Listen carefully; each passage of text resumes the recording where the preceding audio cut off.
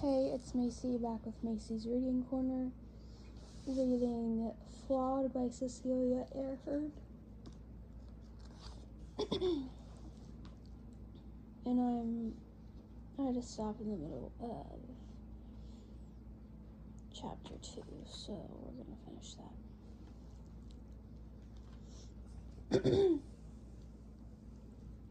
We should start, Bosco says suddenly, looking up from his phone, ending the casual chat and sitting up more formally. The dinner is okay, Mom says, taking her newly filled glass of wine from Dad. I allowed for a little delay, she smiles. We should start, Bosco says again. Are you in a rush? Art asks, looking quizzically at Bosco, who suddenly seems fidgety. The trouble with being punctual is that there's nobody to see it, Art says, and everyone laughs. As I should know, waiting for this girl all the time. He gives my foot a light tap under the table.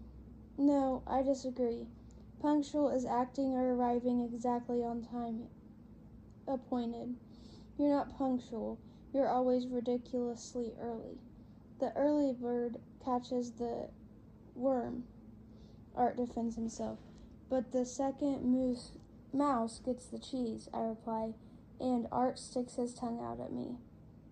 My little brother Ewan giggles. Juniper rolls her eyes.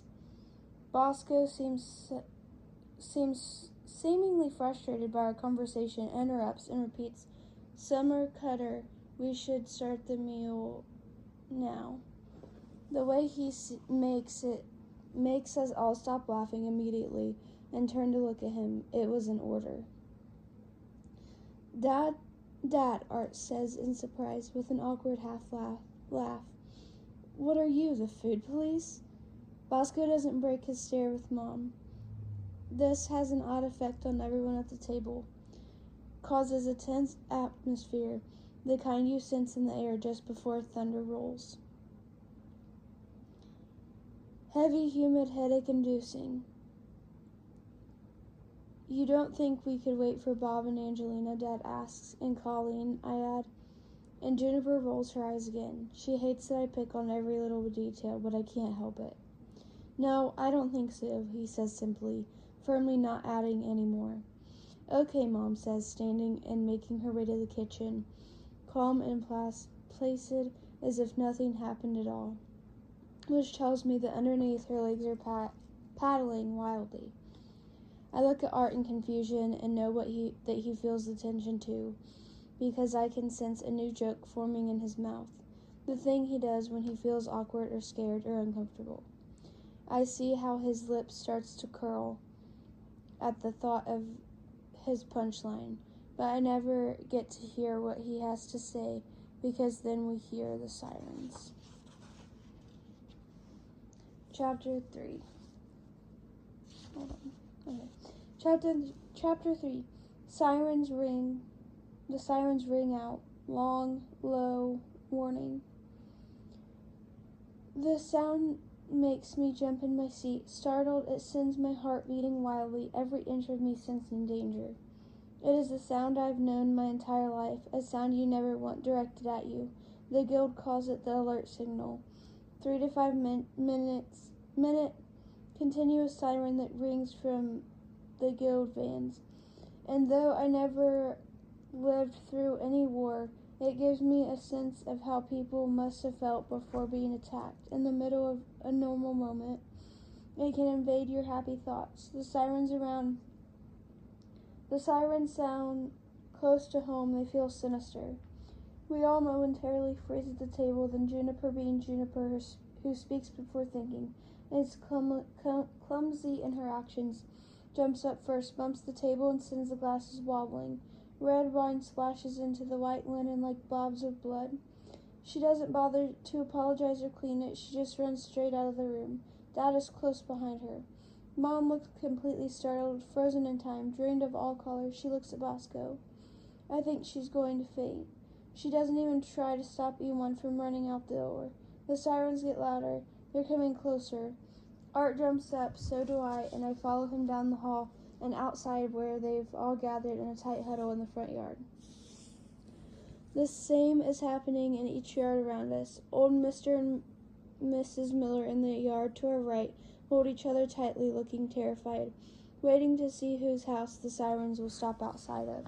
Directly across the road, Bob Tinder opens his door and steps outside. He sees Dad and they look at each other. There's something there, but I don't quite understand it. At first I think Dad is angry with Bob, but then Bob's face holds the same stare. I can't read them. I don't know what's going on. It's a waiting game. Who will it be? Art grips my hand tightly, squeezes it for reassurance, and tries to give me one of his winning smiles. But it's wobbly and too quick, and only carries the opposite effect. The sirens are almost on top of us now. The sound in our ears and our heads. The vans turn onto our road. 2 black vans with bright red F symbols branding their sides, letting everyone know who they are. The whistleblowers are the army of the guild, sent out to protect society from the flawed. They are not our official police. They are responsible for taking into custody who are morally and ethically flawed. Criminals go to prison. They have nothing to do with the flawed court system. The emergency lights on the roof of the van spins around, rotating their red lights so bright that they almost light up the dusk sky, sending out a warning beacon to all. Clusters of families celebrating Earth Day cling to one another, hoping it's not them, hoping one of theirs won't be plucked from them. Not their family, not their home, not tonight. The 2 vans stop in the middle of